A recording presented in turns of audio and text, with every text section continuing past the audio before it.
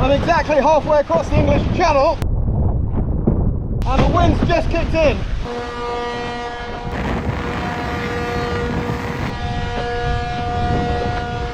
I'm trying to decide what I might have for lunch. I can practically smell the move free.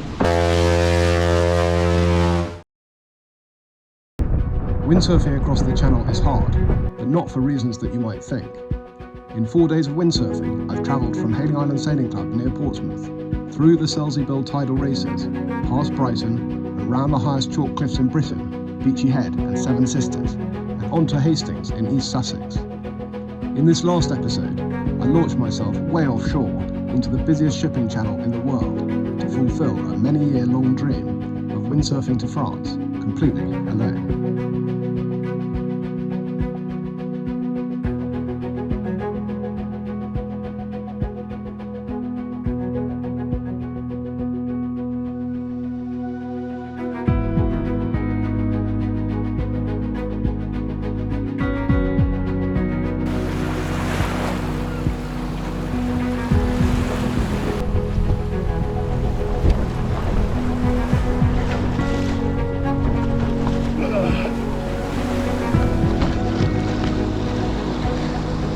Right, let's get out of here. Leaving Hastings. Where I'm broad-reaching in an offshore wind, I'll often head further out to give myself the sea room to be able to head up and spill the wind. The conditions have finally lined up. It's meant to be a solid 22 knots now. Coming on a broad reach here. And thank God I've got my 6 metre. This thing's a beauty for downwind. Oh wow, this is nice. Heading to Canberra Sands, I've never been there in my life. This genuinely feels like travelling. Awesome. Whoa, there we go.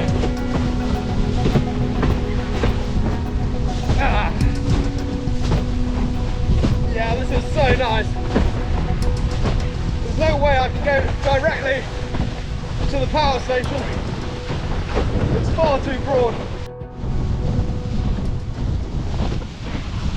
So that's Canberra Sands. I've only seen one wing foil around. Maybe these kites don't like the offshore.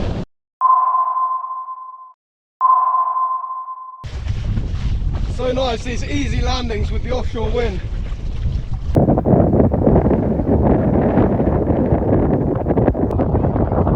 It's so good to have reached Canberra Sands. It's just one of those locations you've heard other windsurfers talk about, and I feel as part of my general education I should have been here, and now I have, which is awesome. It's a beautiful beach. I'm used to big tides, but the beach here is totally flat, so the water races across. Anyway, I'm going to enjoy a cone.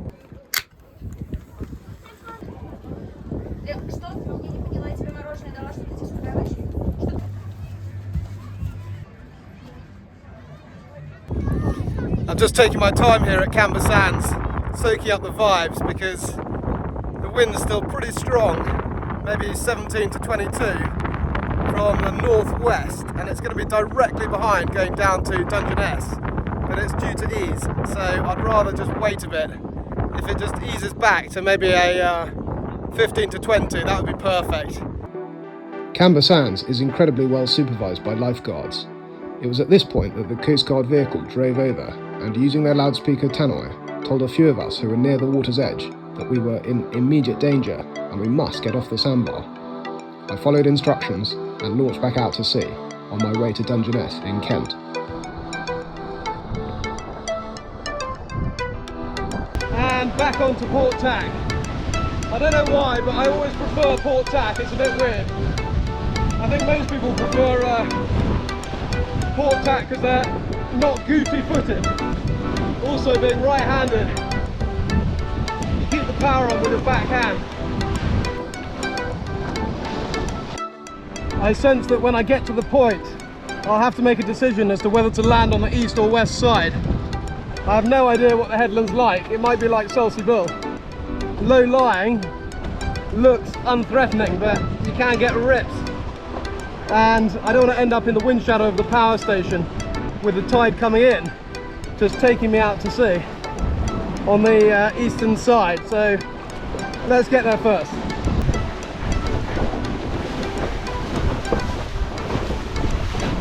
Cruising down to Dungeness. Just landed at Dungeness, and that is the steepest beach I have ever seen, and the shore dump is off the chain, and I've just managed to get in before reaching the very steepest point of the beach. I'm very pleased to say. It's outrageous. Just everywhere scattered here are bits of crab and shell.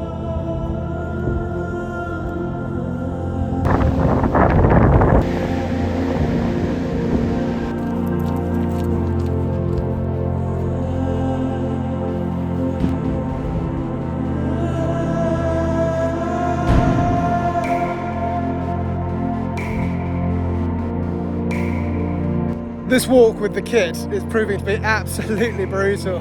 It's a lot further than I thought. I've definitely done a mile, and then of course I've got to go back to the board.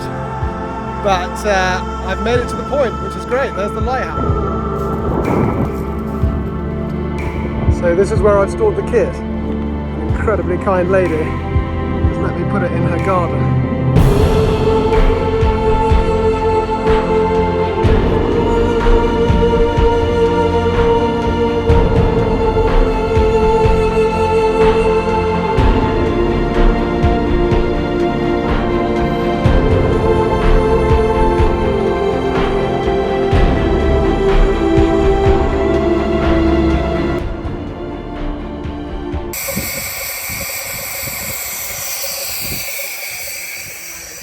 As if this place could not get any more surreal, I'm now in a toy steam train which runs down the Dungeness Peninsula. I had no idea. The last train goes in 5 minutes and I've just hopped on. This is just classic Michael Palin stuff now.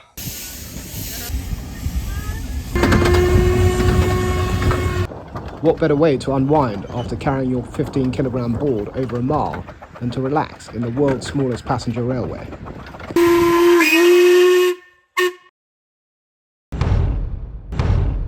Hello, so I've just met Reem here. Hello. And we were just discussing why the boats go one way, because of the traffic separation scheme.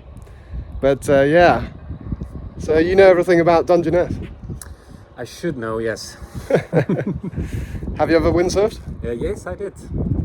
I did before, but not on the. I get seasick at sea, so it's only on the lake. I did windsurf. Probably more sensible than what I've got planned this morning. I guess. Excellent. Well, I've never windsurfed in Belgium. Maybe one day.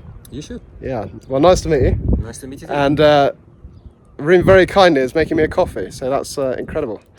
For a good luck. A good luck coffee. Thanks.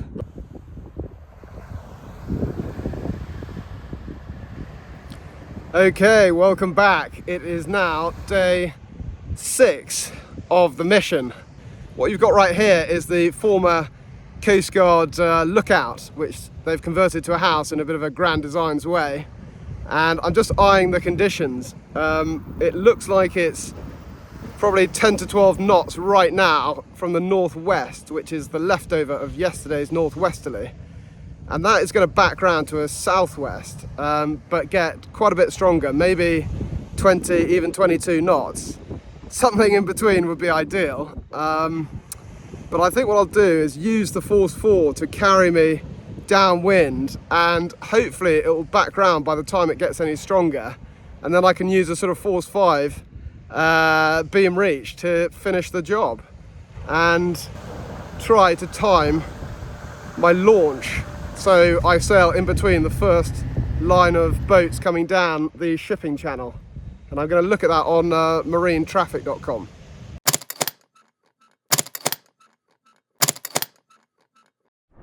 Right, leaving Dungeness. Bye, Reem. Thank you.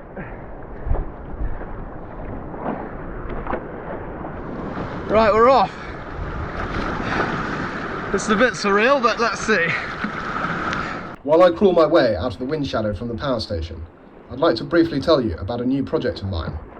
In September 2023, I windsurfed 100 miles in 5 hours 17 minutes without a break.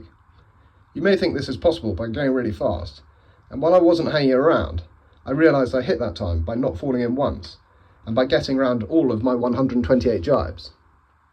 I have since put together a matrix to allow me to help you with your calf jibe, and have set up my new website, seeoverthehorizon.com, to enable you to send me a video of your jibe, and from £5 I will objectively give it a score and can also troubleshoot and tell you how to improve your jibe. Have a look in the description after the video. Now let's get back to the channel crossing. So my navigation at the moment is simply to aim for the sun, which I believe is just south of east. So I'm aiming for the sun, and thankfully there's a couple of clouds to make that bearable, and I've got my sunglasses on. And at some point in the next 2 hours, the wind is going to pick up, and then I'll head up more on a southeasterly direction. I'm trying to take some deep breaths. My GPS watch just sent off an alarm to say that abnormally high heart rate detected. So clearly I'm not that chilled. It's not the channel crossing that's stressing me out, it's how light the wind is actually. Well, you can't win really. Either the wind's too light and it's scary, or it gets up and then it's scary. But I've got this difficulty of being able to tell the difference between a fishing boat that's close and a tanker that's far away.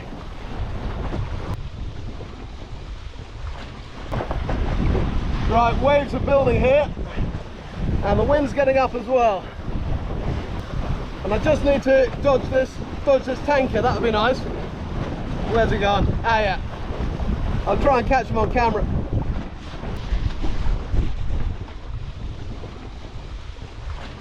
Oh man, I've only done 7 miles, and I'm really getting cramp in my foot from all this balancing. Oh, not ideal. It's always my left foot, the sole of my foot, just tenses up. Really when I don't need that to happen, when I've got this bloody tanker bearing down on me. It's just not sustainable to sail out of the harness for too long. But I've got to now, because I need to get below this bloody tanker.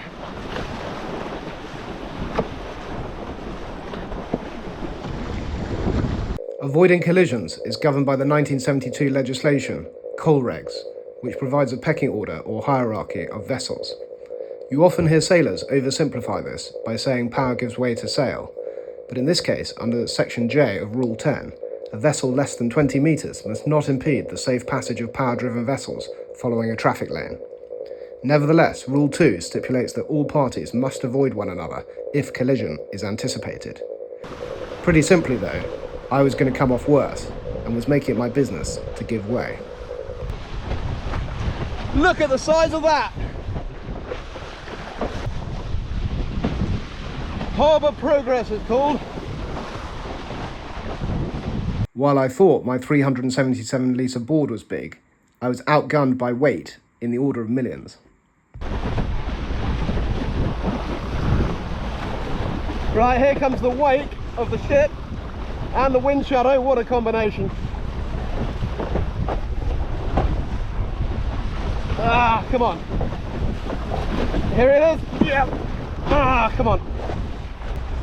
And I'm on a latitude now of 50 degrees, 49 minutes north. A couple of pretty meaty ships passing behind me, but I'm through the shipping channel now, so they can't get me, which is nice.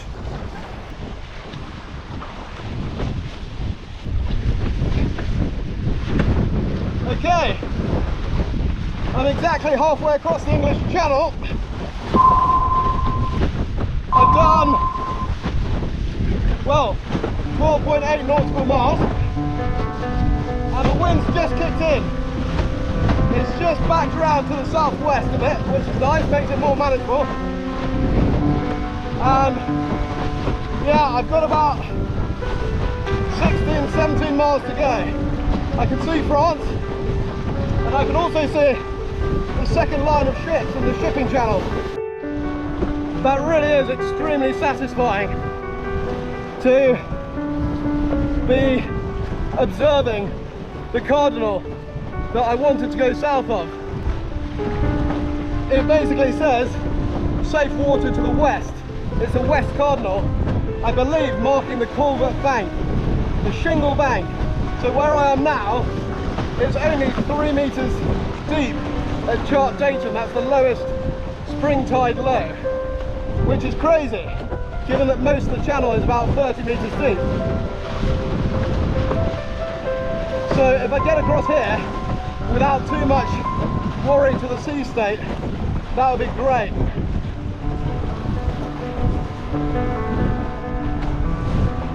I am heading more southerly than I'd like to. I'd like to go a bit more southeasterly. Trying to get my front foot into the foot strap here. There we go. And the sea state still is not too bad because we've got the wind with the tide. Plotting a course to steer as you would on a yacht to allow for tide with a water track, ground track and tidal vector does not work when windsurfing because of the unpredictability of speed. When aboard planes, speed can triple between 15 and 18 knots of wind. Thankfully there's not been any sign of weed so far. Chris is been doing a very good job for me, thank you Chris.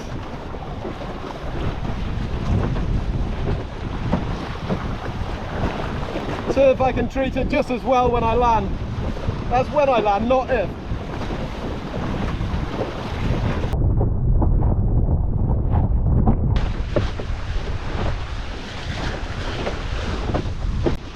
Okay, I've got to work out how to deal with these ships ahead. Their timing could not be worse. Or maybe mine couldn't be worse.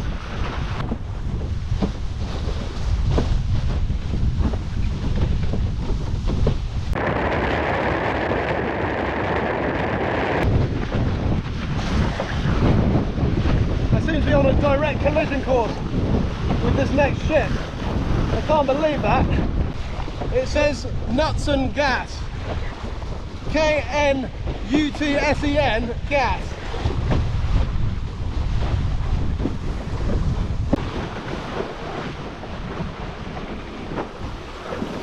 Yeah, I'm glad I'm going behind this thing. I really didn't know whether it was even moving. But now I'm close, of course. It looks like it's doing 12 or 15 knots. Oh man, it's lonely out here. I do miss Hailing Island Sailing Club. I miss Chichester Harbour. It was at this point, after 27 miles, where it looked like the job was done, that I lost concentration and catapulted hard onto the nose of the board, nearly taking the camera off with it. Oh, I can't really think of anything else to say after I've smashed the nose of my board, but I mainly just want to get there now, find a bière, can practically smell the moules frites. Yeah, how civilized, France in time for lunch.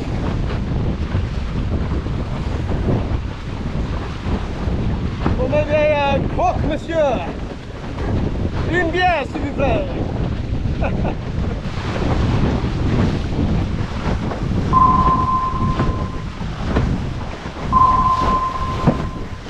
Okay, I've done 30.5 miles and I'm in touching distance now. I really think I'm going to do this. And you know what? I'm at a latitude of 50 degrees 36 minutes north, which means I might even land where I meant to. That third 10 miles has been my quickest. I think I averaged about 12 knots there, which is pretty solid. Oh my god, the amount of weed here, it's completely unnavigable.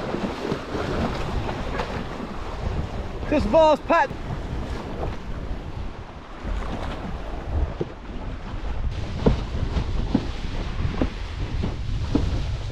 Hoping for a nice sprint finish here. So strange the way that even being in the English Channel, such massive holes in the wind.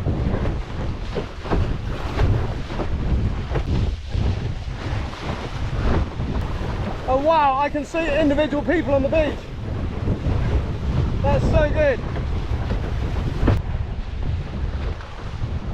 Landing this thing is not going to be easy. Surf's up.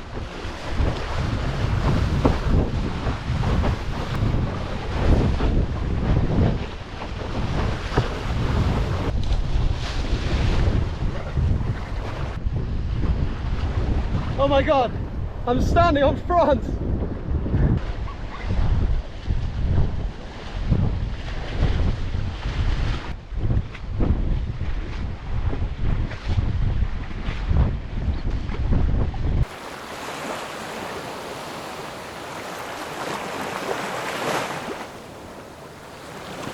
Wow, I've done it! Yes! I'm standing on a French beach. I don't exactly know where. I don't care. I've been windsurfing for 37 miles, about four and a quarter hours, and well, that was quite full on. I wasn't quite at the edge. I'm glad I got in before it gets too windy. I mean, 15 to 20 knots, pretty much from the west-southwest, so couldn't have asked for a better crossing. I'm really lucky. Had quite a lot of weed, a horrible capsize, horrible capsize onto my nose, or catapult I should say. There's the damage. But I wasn't going to let a catapult worry me at this stage. I was on dry land and the sun was shining. What followed was a battle through the white water to get across the estuary to Le Touquet Sailing Club. Then I had truly made it.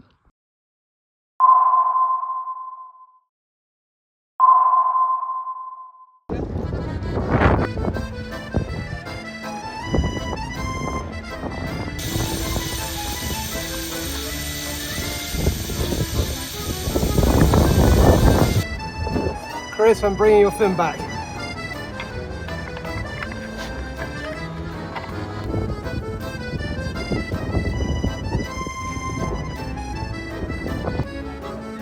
Qu'est-ce que vous voulez voir, monsieur? Une bière, s'il vous plaît. Merci. C'est bon. So the first beer didn't actually touch the sides, but I've been practicing some French very badly. But enough to order a second beer. So cheers to Le Touquet. Delighted to be here. I've made it to France from Hayling Island Sailing Club, windsurfing without support all the way. 6 hops.